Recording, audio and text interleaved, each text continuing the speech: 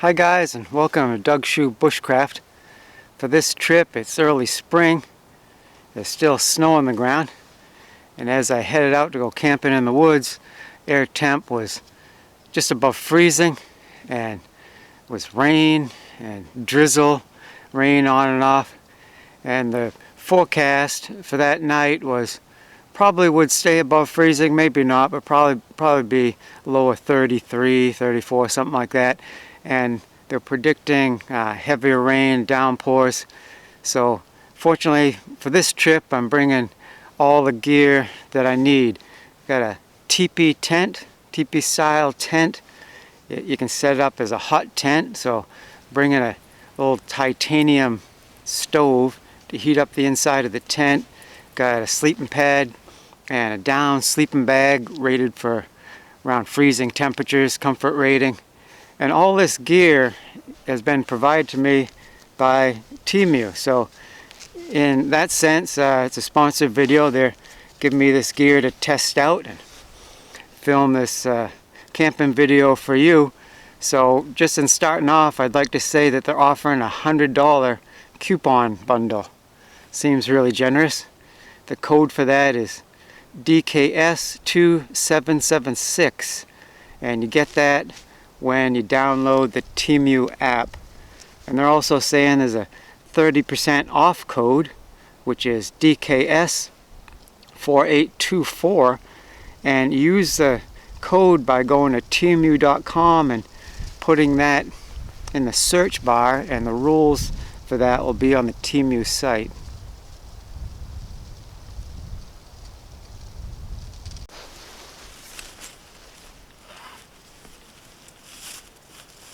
The tent comes in a generously sized stuff sack. Known other tents, in my opinion, they're too small and I'm struggling to get everything into the main stuff sack. But this one is more than big enough to fit everything in easily, in my opinion. And inside the main stuff sack you get the tent itself, you get the pole, there's just one main pole for the center, get your stakes and some line. The tent is easy to set up. You just stake down the perimeter of the tent, then you put the main pole in and you stretch out the tent to set it up, and then you can readjust the stakes as necessary, get the tent nice and tight, and you're done.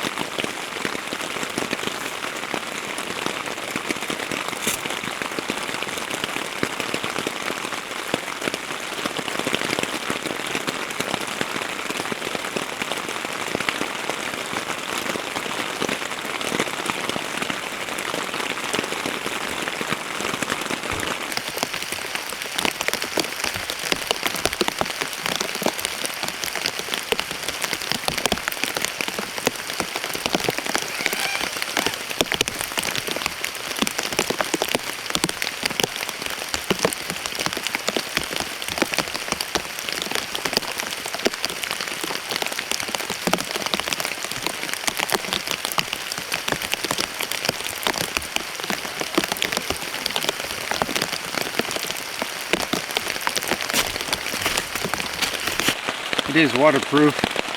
Middle of the night now, and we got some good rain. So I'm not sure what kind of material this is. I don't see any water coming through at all. However, the design is also helping with that. Because let's say you had a flat roof, water's going to collect. Or if it's nearly flat, you got a little bit of an angle, then the water will drain off. It's more slow. But this is a very steep angle, so water's just going to run right off. Good design.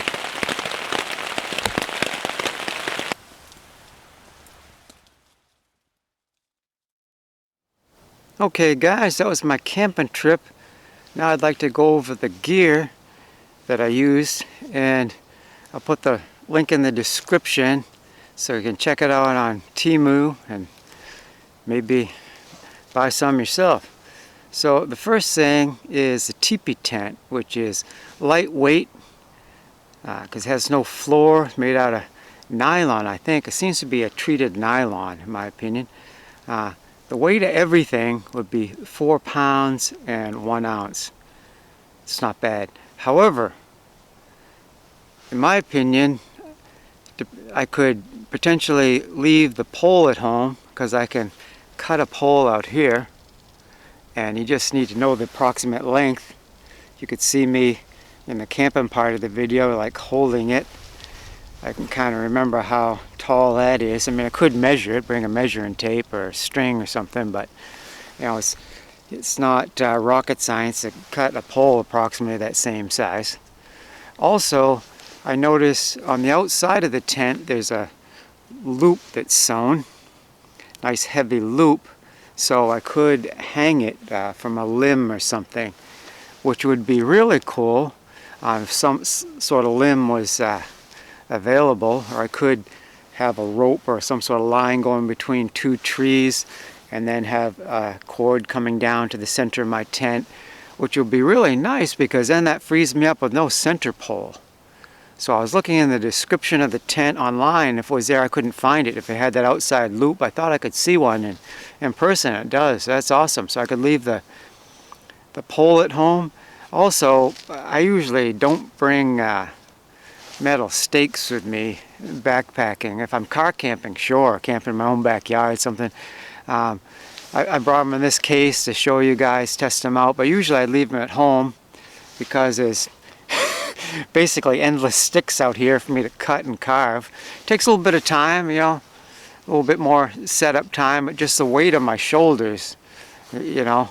So I would tend to leave the pole, maybe the pole, but I generally leave the stakes at home. And if I did that, the weight drops from 4 pounds 1 ounce to 2 pounds 6 ounces for that huge teepee tent. Huge for me. I could stand up in the middle. Of course, I'm little, only 5.5 feet tall, but even someone slightly taller than me, I think, could stand up in the middle. But the floor space was a lot larger than expected. I mean, you see photos online, but you could definitely fit 2 people in there with lots of gear, and you know, more than that if you had to. But for 1 person, more than enough space. It'd be very spacious for 2 people, I would think. And so, you know, you could split up the weight. 1 person carry the main tent, the other person carry the poles and the stakes. They each got like a couple pounds, more or less.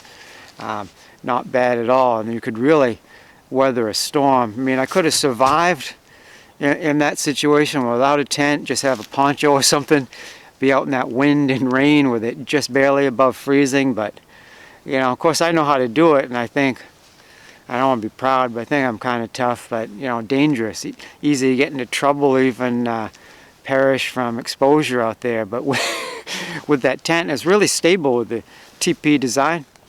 I will say that I just staked down the perimeter. I did notice that it has loops part way up, I think, if I remember right, a little bit more than halfway up the side, and it includes line, so you could attach a line to the loops part way up the tent, and I think their intention was that you could stake those down for more stability. But I was out in some pretty bad weather. I didn't think I needed it, and I didn't. The tent was perfectly stable. I think if you did use those loops part way up, I think instead of just a flat angle like this, you could have it bowed out a little bit. Maybe that's the intention. Gives you slightly more interior space. But I'm giving an excellent review for the tent. Thank you so much to Temu for that. Just really good. I only was able to camp out for what you saw, that one day and night. Would have liked to camp out multiple days. I had other responsibilities, but I just left it out in the woods unattended, just hoping nobody's going to steal it. So I left it out for 2 more days, so a total of 3 days, and the weather was raining on and off, sometimes raining buckets and really bad. So after the 3rd day I went back, went inside the tent, perfectly dry, no leaks. It stayed there in the wind unattended and was fine. That's the dangerous one thing, if you're in the tent and something starts to get loose or rocking and rolling, and you can stake it down better, you know, that's one thing. But just to leave it unattended. I love dome tents, you know, another design of tent, but then snow load and different things. Teepee tent, I'd have to say, teepee style tent, I think is my favorite. Also, it's intended as a hut tent. There's that hole that you saw with the flap that closes by Velcro. You can close that flap from the inside, which is good because I tried, and of course I'm not epically tall. But it would be difficult for me to reach from the outside. From the inside it was easy. Most people, I believe, when they want a hut tent, they'd have like a little tiny wood stove. Looks like the wood stove you'd have at a house, except for much smaller with the stove pipe coming up. That's what most people do. And that would be safer. But I wondered, with that backpacking stove, that's what I call a backpacking stove with open top, so you have an open flame coming up. With the teepee, do you have enough roof height? And you know, if you choose to use that sort of stove, you'd have to keep yourself safe. I mean, I know how to do it. It's traditional in this area. I've been saying teepee because you see a conical tent, it's very steep, that's what people think. Around here the Abenaki said wigwam. A lot of those were dome type shapes made out of wood and bark. But in this particular area they called them wigwams, which just in their language just meant house. Any sort of shelter they live in is a wigwam. But back in the day, most of them were conical, so that same shape. And of course, way back then, it was a matter of day-to-day life and survival, so they'd have low fires in there, and I know how to do it. But I did even feed some birch bark in there as a test and had a flame. I want to say, don't want to exaggerate, but I want to see 3 feet high, and it was closer than I wanted to the roof. But after it died down, no melting or anything, no damage I could see. I wouldn't do that. I mean, that was my test. I'm saying don't do it. It'd be dangerous. It's just a test I think I'm competent to do. But with a low fire, it was fine. With a little camping stove like that, little backpacking stove, twig stove is another term for it, because how big a piece of wood can you get in there really? Not big at all. So you have to feed it quite often. So when I'm up and about, make the inside of the tent nice and toasty, start to dry things out, even dry out the ground, start to dry out the ground. Just very nice, very pleasant. I could heat up food or a beverage on there, make a nice hot cup of coffee, decaf, because it was nighttime, and just very pleasant. Now not only am I out of the wind and the rain, but you know, I'm warm and got the hot cup of coffee, so really nice. The only thing is, with twig stove, not going to burn for a long time. So then when I get into my sleeping bag, that fire is going to die down, and 4:12 long it's going to go out. And you know, it's nice and toasty warm in the tent, but it's going to go down to air temperature for tool awfully long, because the only insulation you have is that thin nylon wall, right? So unless it was like some sort of emergency situation where you needed the heat, you could stay up, like feeding the stove. You'd need quite a bit of firewood. Of course, you have room inside the tent. You'd have to forage, get a big pile, but you'd have to be like feeding it like basically all night. Or if you had a couple of people, you do it in shifts. But usually, I'd just get nice and warm, and I'd want a decent sleeping bag. So after the fire died down, the heat dissipated, I could just sleep through the night. I have my sleeping bag. The ground is cold, particularly in the winter. It freezes here in the winter. So you'd want a good ground pad. And fortunately, Temu provided both of those as well. I mean, just amazing. So the teepee lightweight tent was $107. I'll put the link in the description. You can check that out. This is the Boundless Voyage wood stove. It's pure titanium. Put the link in the description. $32. Excellent price in my opinion. There's stainless steel stoves similar to this, where you call it a backpacking stove or a twig stove, whatever. Just lightweight stove, got the pot stand. Stainless steel works, but titanium is significantly lighter. Like I said, 12 ounces. Not bad at all. And $32, it's a common man type price, I would say. Excellent. And then this is a titanium mug that you saw. It's got the butterfly handles. Got a lid. Lid has a little bail. So lid makes it boil faster for you, plus you're using less fuel, right, to make that boil or to heat it whatever temperature you want. Plus you're not getting soot and debris in your food or your beverage when you're heating it up. So that's cool. Pure titanium, and that's why it only weighs 3 ounces. Price is $14. Put that link in the description for you. Okay, so like I said, twig stove is great, but it's just nature of the beast. After I stop attending it and go to sleep, fire's going to die down pretty quick. So to stay comfortable, I want a decent sleeping mat and good sleeping bag. So here's the sleeping mat. It says Jungle Leopard.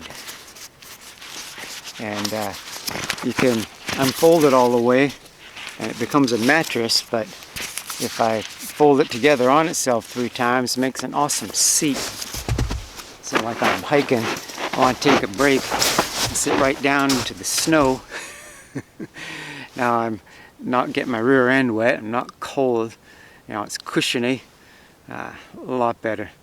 Did a whole video on a wood seat, so this particular sort of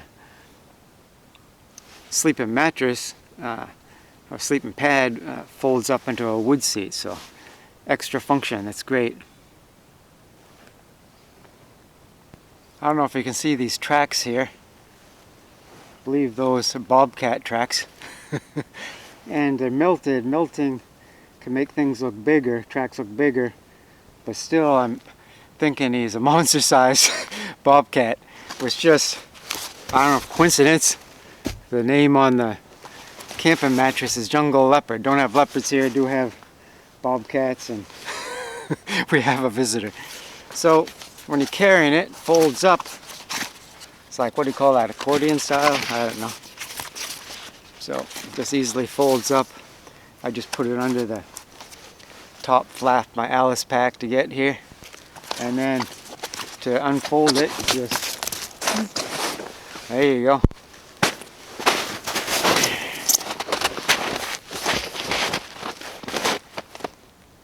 Perfect. On the video, the camping video, I shoveled down to bare ground and I was actually scraping, and I was hoping that the tent would like dry out, continue to dry out the ground, which it did, but if I didn't have time or whatever, didn't feel like it, didn't have the energy, I'm injured, I can just put this on the snow and I'm not feeling coldness coming up, and it's comfortable. Just the pictures online, I was wondering about these bumps, but very comfortable. So that's deployed as a mattress. It's very easy to make it to a seat instead.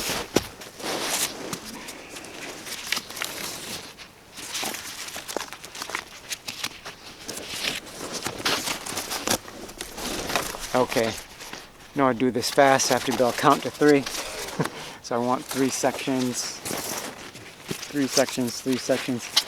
There we go. And just about perfect size for a seat.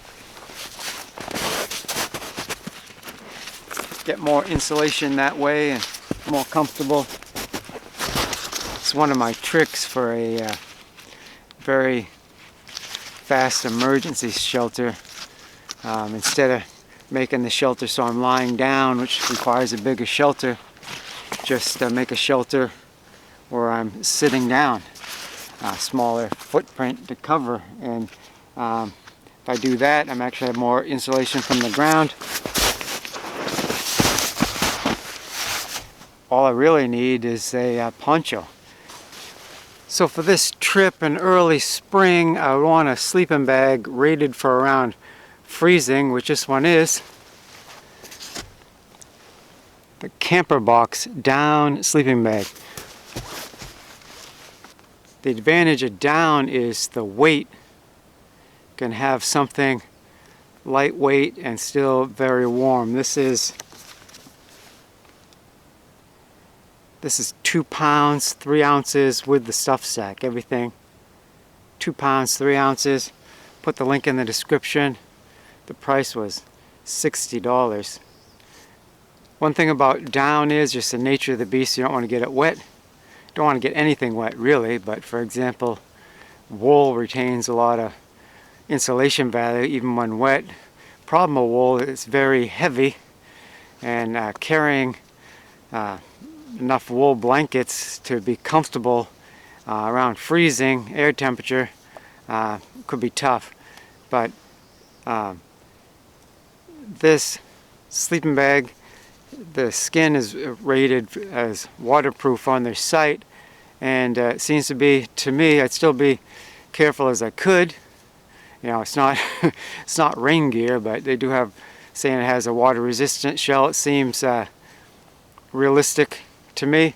Also, their temperature rating, they're saying 0 degrees Celsius, 32 degrees Fahrenheit, and by my tests, seems fine. Very warm. That's all I can say. It does have these cinch straps. You can cinch that down, make that smaller package, make it more like a ball. Thing about that, the more you do it, the more you're crushing down the insulation, and eventually it wears out and you don't have as much insulation as you used to. The temp rating won't be as low as it used to be. So I just have it in here, but just letting you know, it does have compression straps if you do want to do that.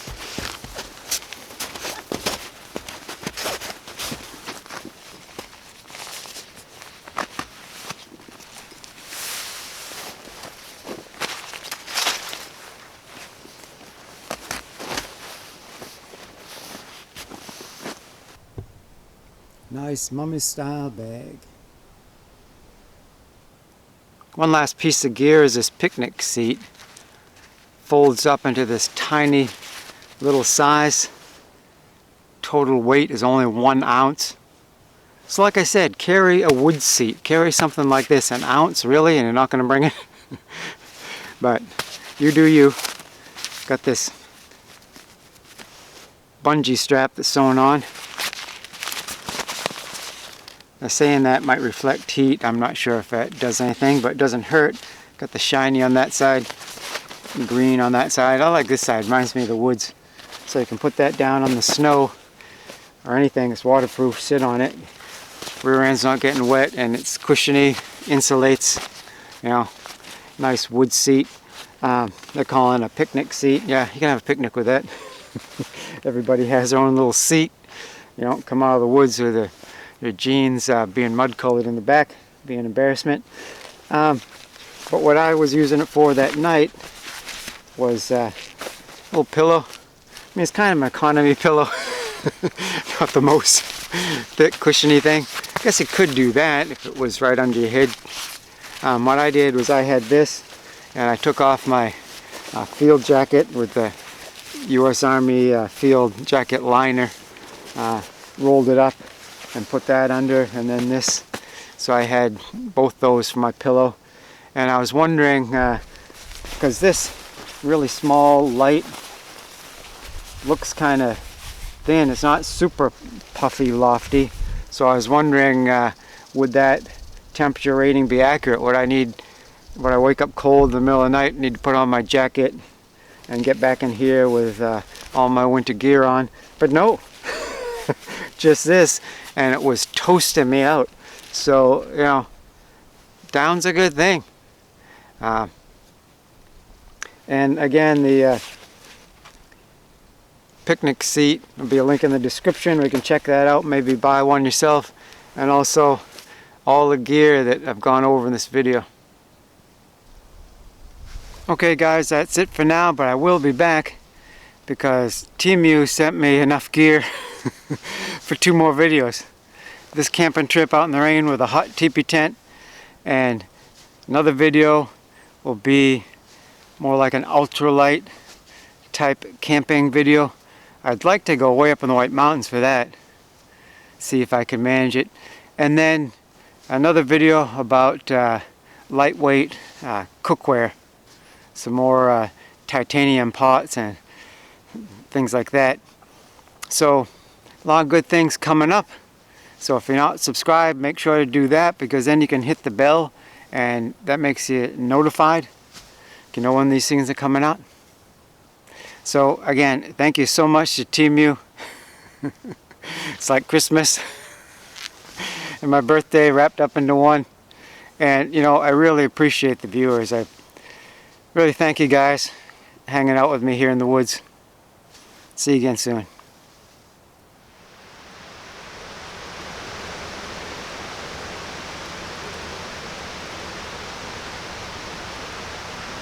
Be strong and courageous. Joshua 1:9.